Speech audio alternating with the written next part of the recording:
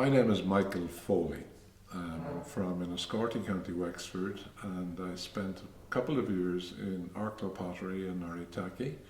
I'm a financial guy, I'm an accountant by profession, so they hired me in 1976, Arklow Pottery did, as Noritake was just beginning to raise its head in Arklow. And at that time, I was hired as financial controller for both companies. Noritake had not yet arrived, but was coming. And the company was in very difficult financial situation. Arklow Pottery was and had been on and off for years and years, because the big issue really was, as we got into the mid-70s and that the latter part of the last century, we had fierce competition from Eastern Europe and from China and from all over there in terms of ceramics. And you could buy a dinner service, an 18-piece dinner service or a tea service in the supermarket in Arklow at that time.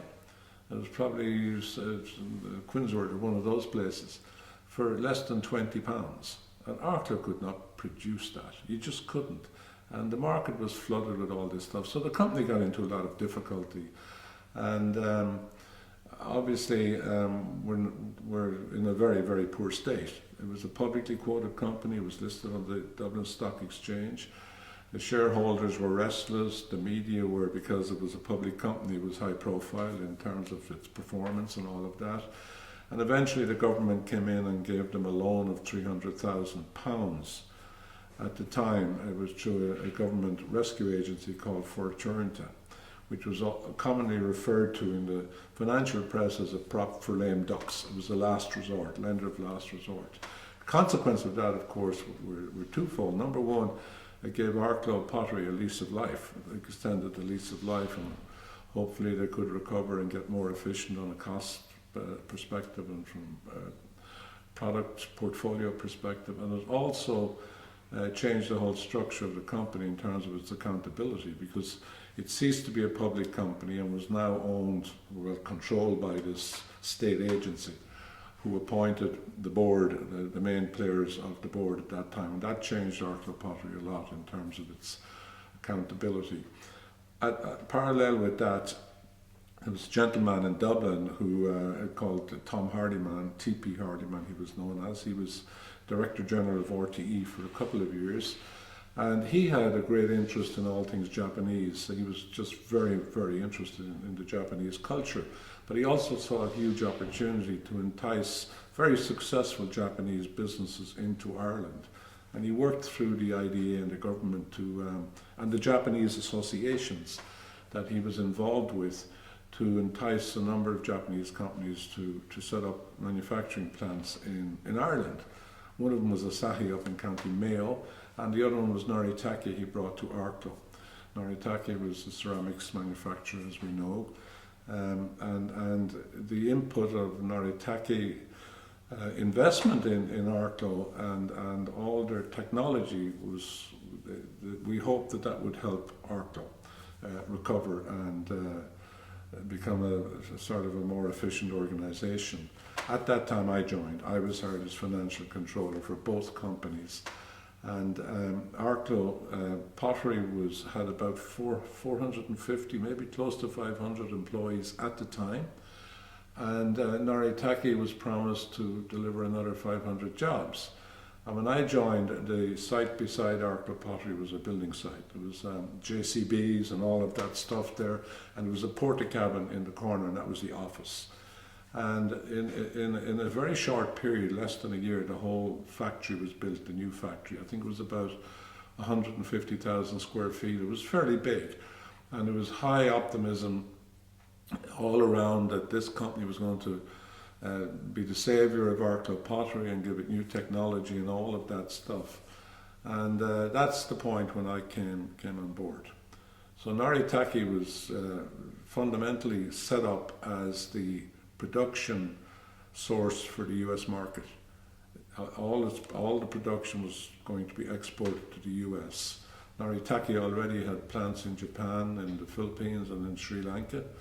And they sent a cadre of, or a cohort of Japanese management over to help sort of Japanese Arklow pottery and people like me. And I remember some very interesting times there. Everyone wore a uniform at that time. That was a Japanese thing, which was great because you didn't have to worry about your clothes. We all looked like medics in scrubs. Even the managing director, a gentleman called Makoto Tsuda, we call him the Mac, he was in his uniform, so it was a common denominator for everyone. And there was a couple of other Japanese specialists inserted, if I may say that, into both Arklow pottery and Noritake to train the local people in the latest technology and obviously to learn the Arklow pottery skills as well, because Arklow pottery went back to the 1930s and had a very good reputation for the quality of its production and all of that. So that was the environment in which I joined the company, and it was very exciting. Everyone was upbeat.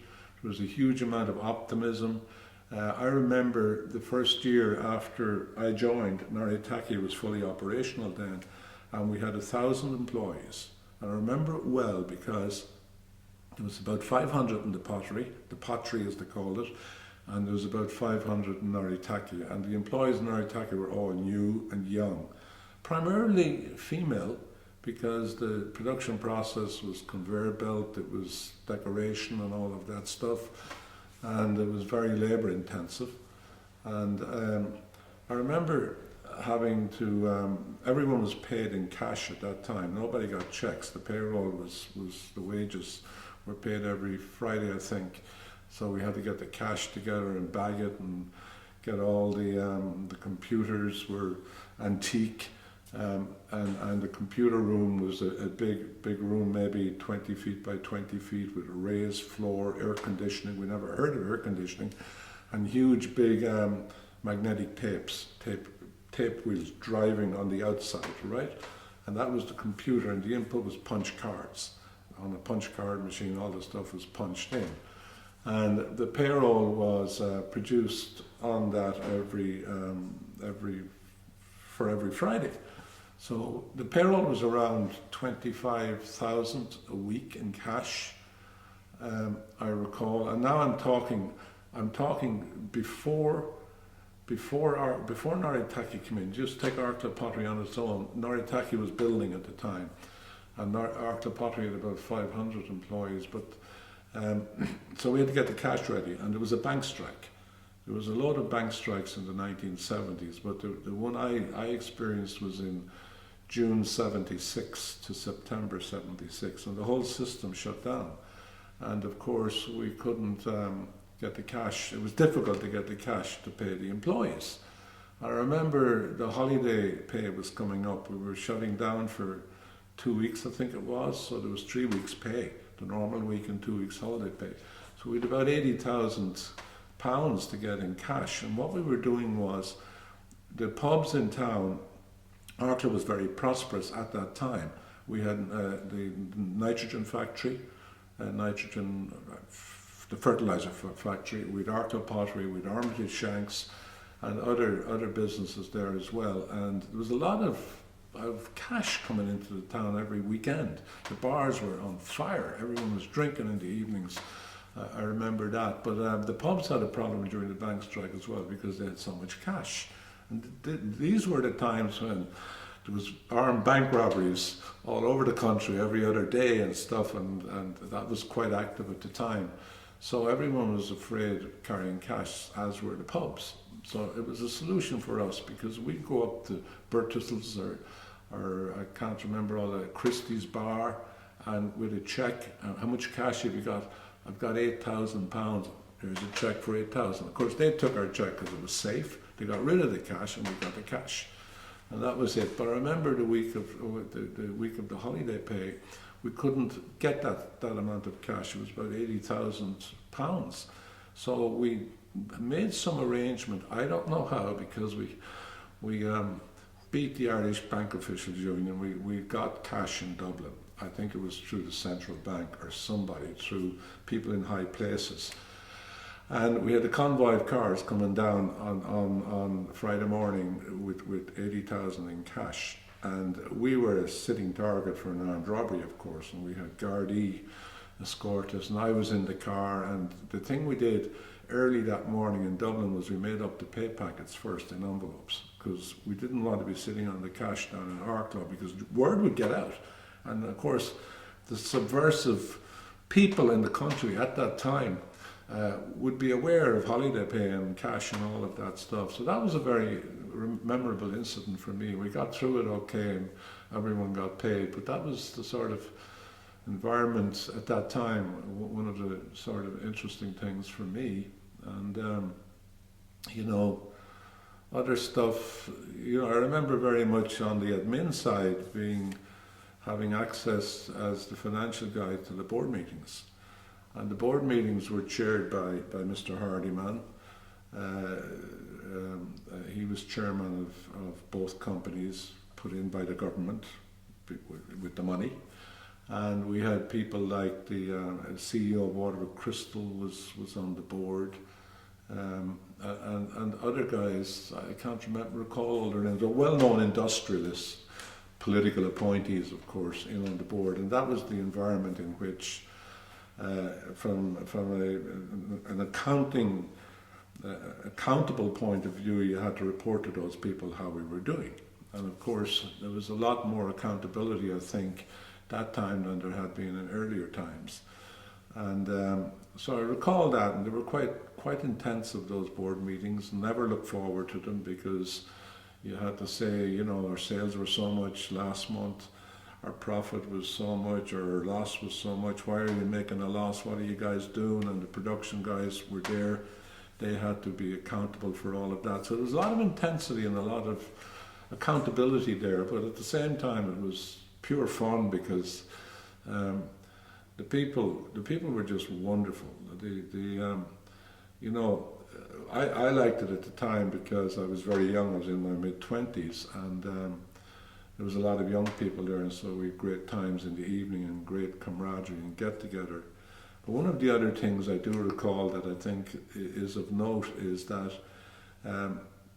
when Noritake was fully up and running, we now had 1,000 employees between the two companies, and the Japanese had sent over about a half a dozen people, senior management, to sort of hand over the culture of the Japanese company to us.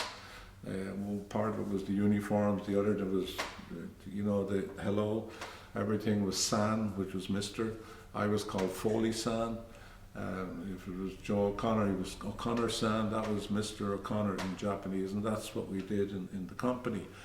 And we had some very interesting sort of cultural issues with the Japanese.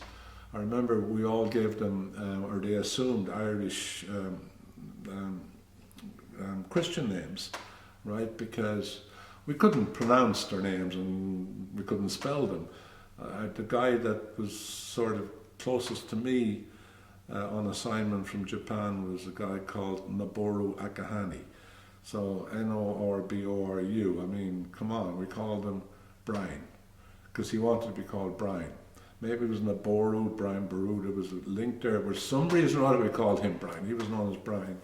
And then we had some guy called Uchida, and we called him Paddy Uchida. So he was known as Paddy and Brian, and they, you know, they accepted those names. The CEO, Makoto Tsuda, T-S-T-Z-S-U-D-A, M-A-K-O-T-O was his first name. I think it was spelled correctly, but he christened himself, called me Mac. So everywhere you went, you said, hi Mac, hi Paddy, hi Brian, and that was okay, that was fine. But one day we had a strike.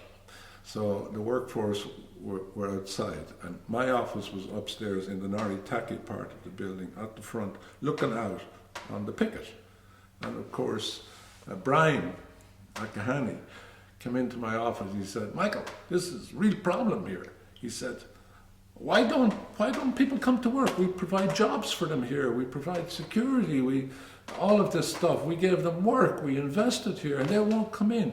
I tell you, Michael, in Sri Lanka, I was there before I came here, he said, when they go out and strike, we go out with big sticks and we beat them away, and we hire new people. And I said, Brian, welcome to Ireland, you're in for a treat.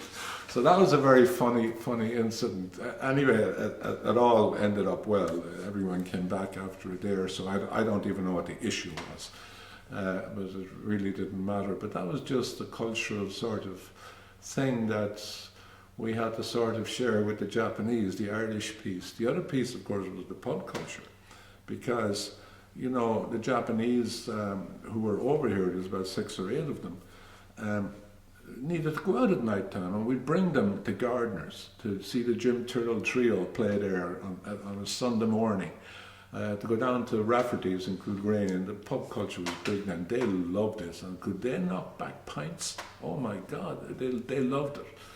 And we had to be careful with them driving afterwards, driving home. They all had flats or apartments in Arklow, and of course the drink driving thing was not anything like it. You could drink then and drive, as long as you didn't have an accident, you were okay.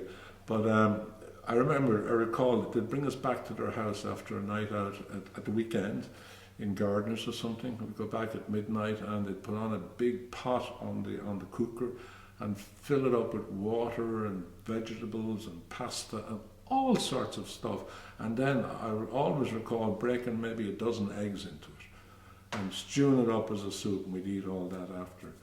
So that was very interesting. But you know, it was a nice thing to share those times, to share the cross-cultural relationships with them, and their intent on coming into Arklow was bona fide. It was very genuine to help rescue a very traditional industry and a very well-known craft and industry in Ireland, and at the same time to try and use the benefit of all of that and of the people into their business, which was more fine bone china for the US market. And that's, you know, that's what the intent was. And I know that very well because I was close to the inside of everything happening at that time.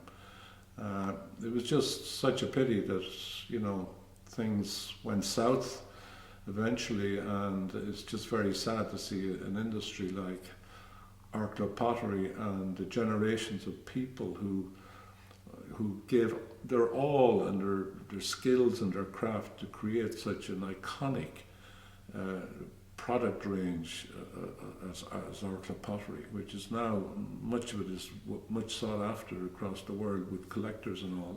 They made some wonderful and beautiful stuff, as did Noritake. Noritake's, I still, you know, I spent 27 years in the United States, I'm just back, but I would always go into the big stores like Macy's or some of these big stores in the States, and I always went over to the crystal, the tableware, kitchenware end, and I always saw Noritake there.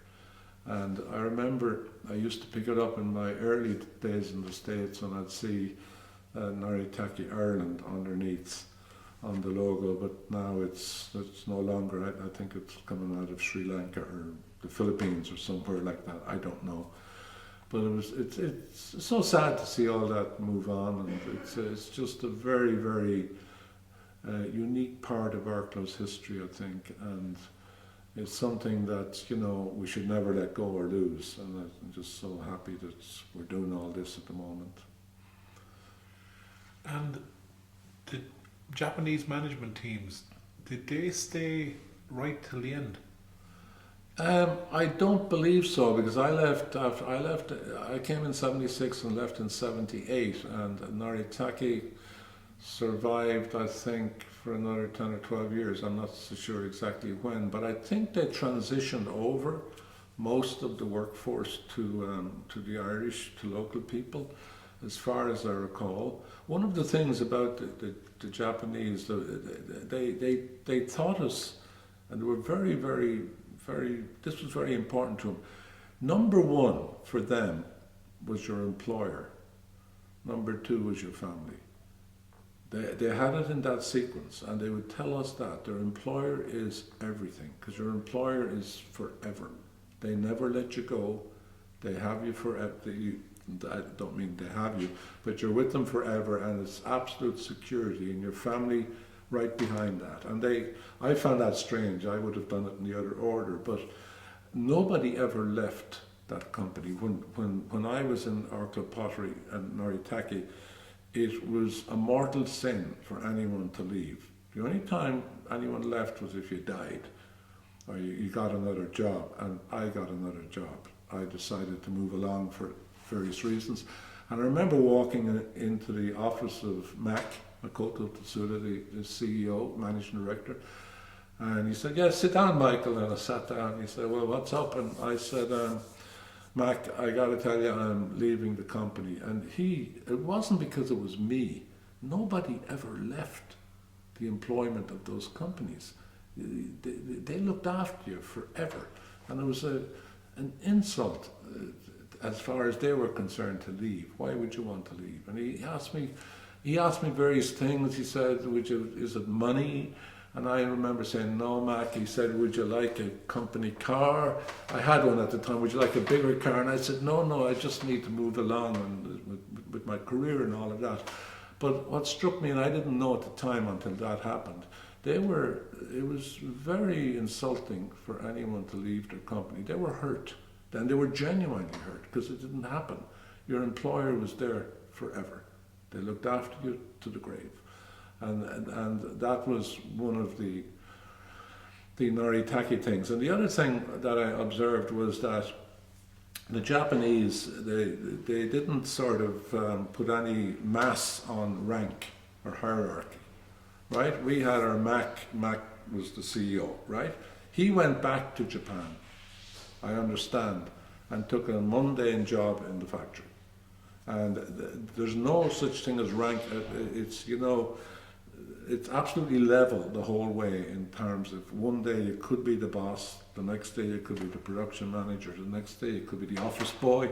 Maybe that's pushing it a bit, but there was none of that in their culture or in their blood. Not like us, where we're all sort of hierarchy. Can't pronounce that. Moved by hierarchy. I'd say that's easier. And it was an interesting experience to sort of experience all that. Yeah. And they brought in this uniform when they came in, you were saying. It was wonderful because we all had two issues of it, two sets, and it was like a medical scrubs. It was exactly the same as that. It was light blue, and everyone wore the same uniform, from the boss down to the person who made the tea, if we had one making tea. Everyone across the whole factory in both companies, and it was wonderful, because it took away sort of trying to dress up or having to have a different shirt or tie every day or whatever, and it was just a leveler across the whole company. It was very, very good. I would be a big proponent of that. Now some schools are beginning to do it to sort of take pressure off people who can't afford good clothes and all that. It's a great idea, but that was the Japanese thing, and it was great. I loved it. You never had to think about what you're wearing in the morning. You wore your uniform for 2 or 3 days, and then you switched into the second one and got the other one washed, and it was all ready for Monday, So it was interesting, yeah. And you mentioned as well about kind of the generations of different families working here in working in Arklow. Yeah. Like we had young people working on the decorating line whose mother, father, and grandfather before them had worked there. I'm talking about the late 70s, and the company opened, I think, in 1934. So in that time, there was generation after generation. If you worked in the pottery, as they said, the pottery. You were pretty well assured a job. When your kids grew up, they could move in as well. And there was quite a lot of, I wouldn't call it nepotism. I think that's what we call it now. But it was good. It was holding on to the craft and the skills through the families and all of that. And yeah, there was a great family sort of feeling in the company. There was great bond of unity, great pride in the workforce that we worked for the pottery. And of course the pottery, the only other one in the country was Carrigaline down in Cork, Carrigaline pottery. But Carrigaline was more in my recollection, more sort of, not to demean Carrigaline or anything, more down market, like more basic sort of tableware. Whereas Arklow were doing the china, the dinner services, and the earthenware and tableware and all of that. But Arklow was more diverse, more sophisticated in its product range and product line, and in its worker skills as well. But yeah, the pride in the pottery was just huge, and everyone had that. So to see it all finish and end the way it did is very, very sad. But the good thing we have from Arklow is the memories, and you know we'll have those forever. And you know it's like when somebody dies, you're always sad that the person has died, but what doesn't die is the memories you have of them, and that's what, you know, it's great that we'll keep those, and we'll try and develop them and capture them as far as we can. That's wonderful. And what brought a young 20-some-year-old you to Arklow from Enniscorthy? I really wasn't coming from Enniscorthy, I was coming from Dublin. I mean, I was working in Dublin before that.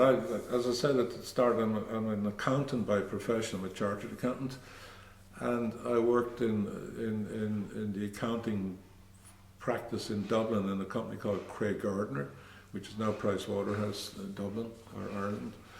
And, you know, at a certain point in time after I qualified, I said, I don't want to stay in that accounting practice all my life. I want to get into the real world, and I'd love a job in the industrial world, in the business world, in the corporate world. And I just saw an ad one day in the newspaper for financial guy for Arklow Pottery, and I said, ooh, that's down near Wexford. At least I'll be making a closer move towards home. And I remember, I have vague memories of my interview and all of that, but I was very young at the time, and you know, it all happened. I got the job and I came. I was very excited, and I commuted then for about a year from Dublin to Arklow every day. I had an old battered up Volkswagen Beetle, sky blue one, and before Mac got me my company car. And then I moved to Johnstown, Arklow. I lived out in Johnstown, and my kids were born there, and they went to Johnstown National School, which I'm glad they did, because they have great memories of that as well as little children. And we made some very friends for life out there, when we still have, and I loved Arklow. And so that was a move out of Dublin it wasn't necessarily from Enniscorthy to Arklow. It was out of Dublin to Arklow, closer to Enniscorthy, because later on I moved in further south and along that direction. But, you know, I always wanted to work in the industrial world and the corporate world and get some experience. Yeah. And can I ask you a few more questions? Sure. Yeah. You were sitting around the table. Where were most of the sales? Or was it internally, or was it outside of Ireland? Most of the sales for Noritake were export. I mean, the vast majority was going to the States. But for Arklow, it was, we had a couple of salespeople there. Francis O'Brien was one of them, I recall. I can't recall, I have them in my mind, but their names I'm missing. And they would sell to wholesalers around the country. The wholesale trade was supplying retail in a lot of traditional lines at that time. And I remember then we had sort of what we call group accounts, I think, with Arnott's and the bigger chains and the bigger stores, and Dunn Stores and Quinsworth and all of those at their head office. And the sales guys were out and about trying to do those deals with those companies. I think there was far less of going from shop to shop, although in every town there was your local general hardware store who sold pottery, who sold Arklow pottery, and they would have been targeted by the salespeople as well. But all of, if not all, most of the Arklow pottery sales were Irish, within Ireland. Yeah. And when you were here, the Noritake takeover was happening, so it was on the rise by that stage. but it obviously went down south in the Oh yeah, it was absolutely on the rise because it was rising from, like a phoenix from its ashes. In a sense, it rose from nothing, but it assumed a lot of the market in the States from the Philippine, Sri Lankan business because I think they focus more on the Asian market and the Australian market in that part of the world. And what brought Noritake here was not just the skills and the crafts that existed in Arklow in the pottery business, but was the range of government incentives to come here, like the tax-free advantages from export. You didn't pay tax on profits from exports. Got a lot of non-repayable grants, and part of my job was to process all those. You got training grants that were not repayable unless the company left within 5 years or something like that, and they were substantial. They were significant. That's, the government threw out a lot of incentives to get them to come to Ireland, and of course, when they came to Ireland, they wanted to come to Arklow because the craft was here, and it was very, very good that they did. So initially, it was gung-ho because they took over the existing markets that were in the States, and they were quite extensive. But then, like here in Ireland, when I said earlier that Arklow was competing with mass-produced inferior products coming in from Eastern Europe and Asia, that Arklow could not compete with on price. I do recall, I said it earlier, you'd buy a dinner service in Quinsburg I remember something in my head for £18, and you couldn't make it for that here. And the stuff that was made here was worth far more than £18 anyway. It was more crafty, it looked better, it had better decals on it and all of that stuff, and better forms and all that. But, that started to happen with Noritake as well in the States. I mean, just the deluge of imported stuff, and, the high-end stuff like Royal Dalton and Ainsley and Noritake is still there, but it's much more of a niche market. And even looking at the big stores in the States now, which I often do, you'll see Noritake there, and I take great pride in looking at it. And as I said earlier, I always turn it over to see is there any of the Irish stuff left, but which there isn't. But again, it's more niche. I mean, the mass market is more mass produced, and of course, as production technology improved in all these evolving markets, new markets like the Philippines and Eastern Europe, the quality did improve as well, and the consumer became less discerning. I mean, you can make the same case with water of crystal. It's the very same. I mean, water of crystal is still there. It's high end, but it's nothing like it used to be. And the consumers' tastes change a lot. Kids today have no interest in water of crystal. You try and as a parent to give it to them, they don't want it. Dad, I don't want that. What would I want that for, And so I suppose it's not dissimilar in the ceramics business as well, and in the pottery business, tableware business. Tastes change, preferences change, economies of scale change significantly. And if you're labour intensive at all, it's very difficult to compete in the mass market. You can compete at the high end and the niche end with a premium price, but if you're labour intensive, and products like Arklow was labour intensive, if you look at the detail and study the detail of the patterns and of the forms and the shapes, I mean, it's not mass produced stuff. You couldn't do that mass produced. I mean, I remember the rims on the plates were done with a little paintbrush. You put it on a circular thing, the girls would hold the brush and get all of that rim around it and all of that. And the attention to quality, particularly with Noritake, was so high.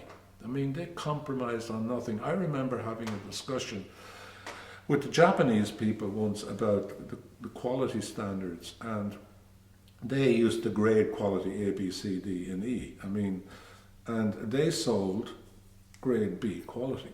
Now, let me preface that. There was no such thing in their mind as grade A. You could not produce it. It was too good. So grade B was the premier one. So I said, well, what is grade A? Grade A, if Buckingham Palace ordered a dinner service from us, that would be grade A. We would pay so much attention in handcraft, but to the naked eye there's no difference, but we cannot call it grade A, it's grade B, right? Grade B was the top grade. And then there was no grade C or D or E. I mean, if it was grade C, it was seconds.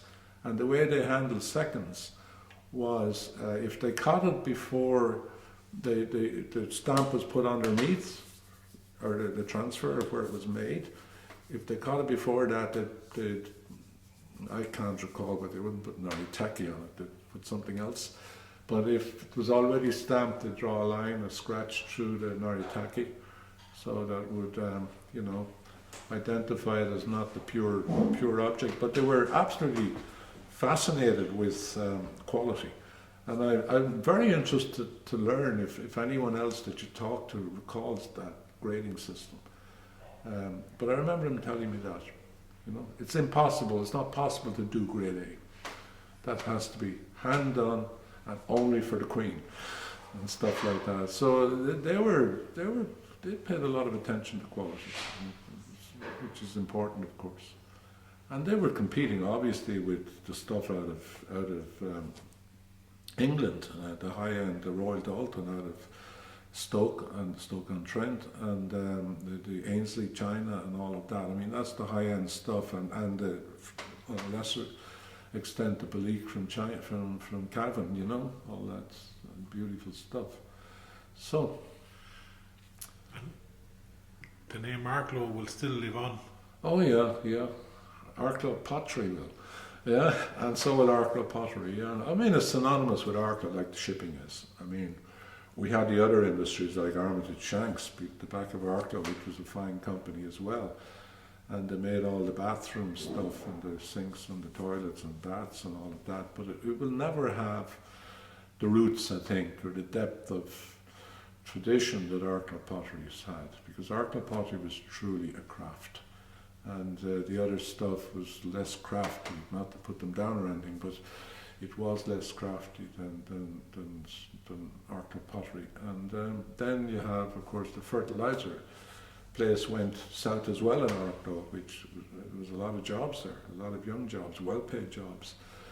And, but that was fertilizer, so we can't compare that with crafty pottery. But in any event, it was part of the demise, I think, of the whole area, because the spending power in town, the amount of cash that was injected into the Arklow community every weekend. Ask the publicans, who were publicans at that time.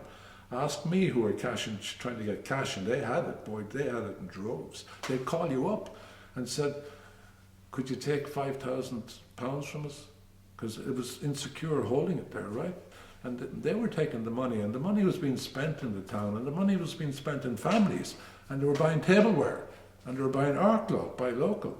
And a lot of that went when the fertilizer plant closed, and also when Arklow got into difficulty itself again, and when Noritake took flight, less money in town, less money circulating, Armitage Shanks went south, and the whole industrial base of Arklow got hammered, and that affected the consumer spending and the whole atmosphere of the consumer in town, which had its own multiplier effect on Arklow pottery. I mean, people bought less of it.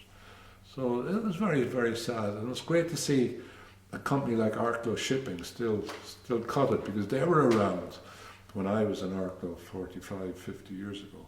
Time I'm talking about, and it's good to see that still there, and that's a craft in itself as well, of course. Brilliant. Yeah. Listen, thanks a million, Michael. I hope it's been of help to you in a little way or something. It's just, I'm sure if I was sitting with 2 or 3 people that I worked with there, we'd pull more stuff out of the computer. I told you about that with the raised floors and all of that. Anyway, there you go.